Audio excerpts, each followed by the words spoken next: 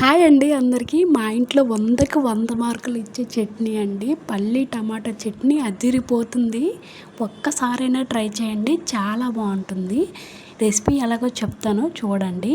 దీనికోసం అయితే నేను 100 గ్రామ్స్ పల్లీలు అయితే తీసుకున్నానండి. దీనికైతే కొలతలు చాలా ఇంపార్టెంట్. అవి అయితే వేపుకున్న తర్వాత కొంచెం ప్యాన్లో అయితే ఆయిల్ వేసి పచ్చిమిర్చి అయితే వేపుకోవాలి. దీనికి సరిపడినన్ని. పావు కిలో టమాటాలు తీసుకోండి. నేనైతే 100 గ్రామ్స్ పల్లీలు పావు కిలో టమాటాలు తీసుకోవాలి.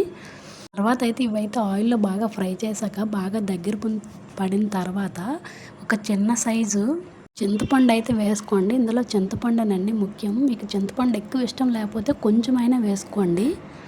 ఇప్పుడైతే కొంచెం పసుపు అలాగే కొంచెం ఉప్పు కూడా వేసుకోండి. ఇది బాగా మగ్గిపోనివ్వండి. దగ్గర పైపోయిన తర్వాత ఇది గ్యాస్ అయితే ఆపేసేయండి. ఆ తర్వాత మిక్సీలోకి అయితే చిన్న అల్లము చిన్న వెల్లుల్లి అయితే వేసుకోండి. వేసుకున్న తర్వాత ఈ ముద్దనైతే మిక్సీలోకి అయితే తీసేసుకోండి. పల్లీలు ఇవి కలిపి అయితే బాగా మిక్సీ పట్టండి. బాగా మెత్తగా అయినంత వరకు మిక్సీ పట్టుకోండి.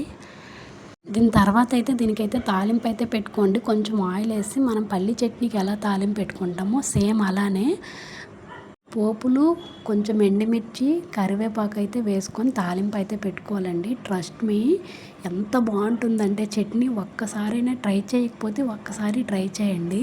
ట్రై చేశాక ఎలాగుందో చెప్పడం మాత్రం మర్చిపోకండి. వీడియో నచ్చితే లైక్ చేయండి. ఉంటా మరి, బాయ్.